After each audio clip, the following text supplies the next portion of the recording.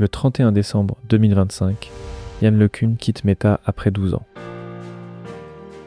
Il ne prend pas sa retraite. Il lève $1 milliard pour prouver que toute l'industrie de l'IA fait fausse route.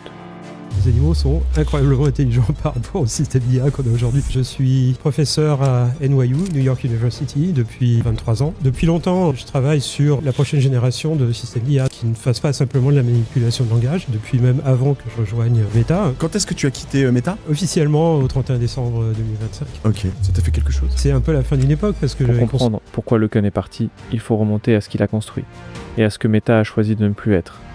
En janvier 2014, LeCun crée FAIR, le Facebook AI Research Lab. Il en prend la direction pendant 4 ans, puis devient Chief AI Scientist. 12 ans de recherche fondamentale au sein de la plus grande plateforme sociale du monde. C'est un peu la fin d'une époque parce que j'avais construit FAIR, donc le laboratoire de recherche en IA, qui existe toujours, mais bon, qui a changé un peu de direction, qui est un peu plus appliquée maintenant, etc. Et bon, c'était des directions que je n'approuvais pas nécessairement, et puis toute l'entreprise Meta s'est redirigée sur l'LLM et sur des objectifs à court terme qui m'intéressaient moins. La fracture n'est pas soudaine. LeCun avait encore le soutien de Mark Zuckerberg et d'Andrew Bosworth sur sa recherche de long terme. Mais l'entreprise entière pivotait vers le court terme, vers le rattrapage des LLM. 2 visions incompatibles, 2 temporalités qui ne pouvaient plus coexister. Avant de comprendre ce que le construit, il faut comprendre ce qu'il rejette, et pourquoi sa critique des LLM va beaucoup plus loin qu'une simple préférence technique. Clairement, les LLM, c'est très utile, bien sûr. C'est une révolution, mais ce n'est pas une voie royale vers l'intelligence de niveau humain. On arrivera à construire des machines qui seront aussi intelligentes que n'importe quel humain, probablement plus, mais ce ne sera pas des LLM. Les LLM, il leur manque quelque chose d'essentiel pour atteindre ce type d'intelligence. Donc l'idée qui est toujours très répandue dans la Silicon Valley, que pour arriver à l'intelligence de niveau humain, il va suffire d'augmenter la taille des LLM, est totalement fausse à mon avis. Mais, et en fait, l'intelligence n'est pas... c'est un contresens, je pense que beaucoup de gens font. L'intelligence n'est pas une collection de compétences, ni une accumulation de connaissances déclaratives, ce que font très bien les LLM d'ailleurs.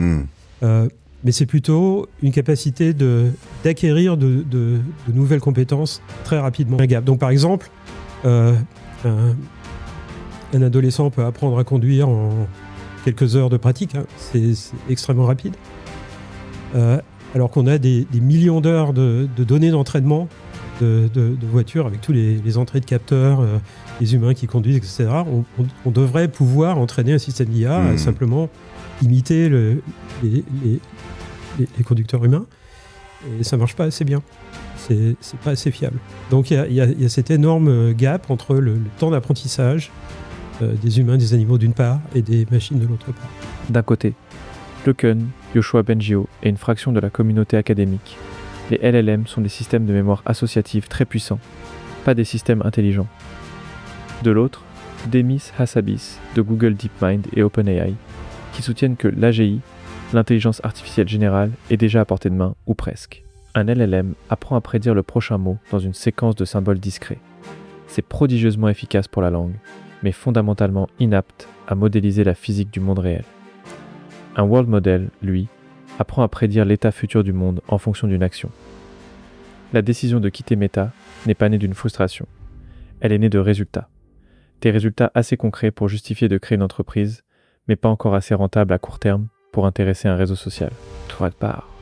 GEEPA, pour Joint Embedding Predictive Architecture, est l'architecture centrale de la recherche de LeCun.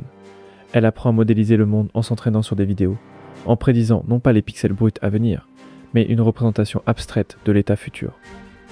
Un système entraîné ainsi acquiert une compréhension intuitive de la physique. En juin 2025, l'équipe publie VGPA2, un world model vidéo qui atteint 77,3% sur Something Something V2, un benchmark de compréhension physique d'action. C'est la meilleure performance mondiale. Et c'est exactement ce genre de résultat qui convaincra LeCun que le moment de créer une entreprise est venu. Étant donné notre idée de l'état du monde actuel, à l'instant T, étant donné une action qu'on imagine prendre, peut-on prédire quel va être l'effet de cette action sur le monde ? Comment va changer comment l'état du monde va changer comme conséquence de l'action qu'on prend. C'est ça un modèle du monde. World Models, c'est en train de devenir un peu un buzzword dans la communauté de recherche en IA cette année. À mon avis, 2026 va être l'année du World Model. Ça va être... alors d'abord, qu'est-ce que c'est un World Model ? En mars 2026, AMI Labs annonce une levée de fonds qui stupéfie l'écosystème européen. Non pas par son montant, mais par ce qu'il signifie. Des investisseurs prêts à parier sur une rupture de paradigme face aux géants américains. 1,03 milliard de dollars.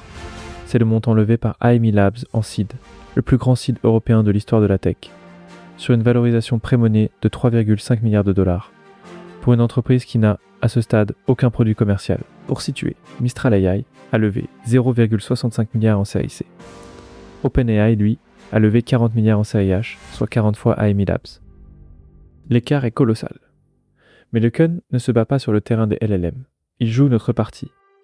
Et il y a toute une communauté, plus côté industrie et investisseurs, qui aussi réalisent que les LLM arrivent à saturation et qu'il y a probablement besoin d'innovation majeure pour en dépasser les limitations. C'est ce qui nous a permis, l'existence de ces investisseurs, et ce qui nous a permis à AMI Labs de lever 1 milliard de dollars.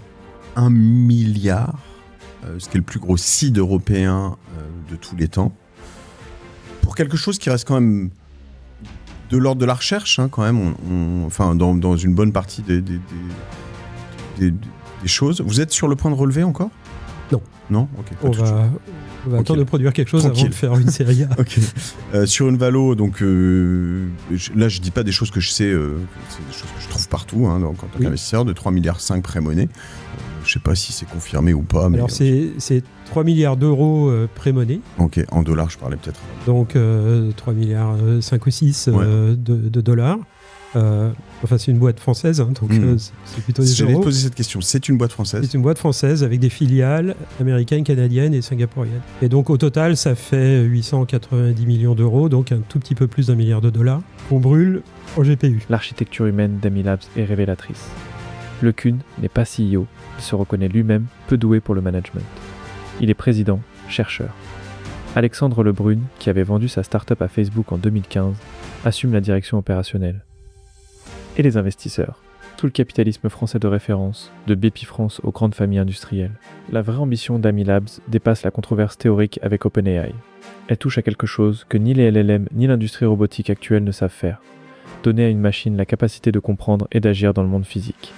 Ça, c'est pas simplement le fait que les LLM sont pas très fiables, c'est que les LLM ne comprennent pas le monde physique et ne peuvent pas comprendre le monde physique. Donc il y a beaucoup d'essais, bien sûr. Un LLM, c'est comme un marteau. Et si on a un marteau dans la main, tout ressemble à un clou. Donc on tape dessus. Hein. Donc il y a des gens, effectivement, qui essaient d'appliquer les LLM à la robotique. Et l'impression, c'est que c'est un échec absolument total. Donc, en fait, il y a un secret un petit peu dans l'industrie que vient de révéler M. Constanza, dont tout le monde est conscient. C'est que il y a beaucoup d'entreprises de par le monde qui construisent des robots humanoïdes. Aucune de ces entreprises ne sait comment rendre ces robots suffisamment intelligents pour être utiles. Aucune.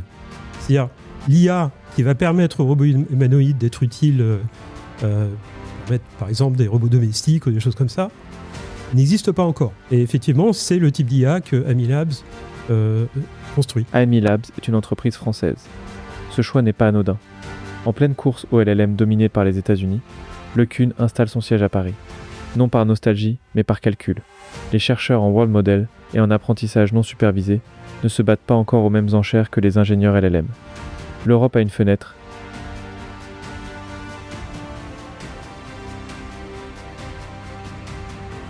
Le Kun a 65 ans.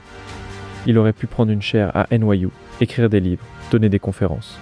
Il a choisi de tout miser sur une conviction scientifique que l'industrie majoritaire rejette encore. C'est ce genre de pari qui, dans 20 ans, change tout. Le Kun ne dit pas que les LLM sont inutiles. Il dit qu'ils ont un plafond structurel, qu'aucun système entraîné uniquement sur du texte ne peut acquérir le sens commun nécessaire pour agir dans le monde réel. Et que la prochaine décennie de l'IA ne sera pas gagnée par celui qui aura le plus de GPU, mais par celui qui aura compris comment les machines apprennent vraiment. Le Kun se donne 3 à 5 ans pour produire quelque chose de tangible, un système intelligent quasi universel, capable de s'adapter à de nouveaux problèmes du monde réel avec très peu de données. Si ce pari tient, il aura eu raison avant tout le monde. Et si ce pari échoue, il aura quand même reposé les vraies questions. Le décryptage complet est sur blockbuy.fr.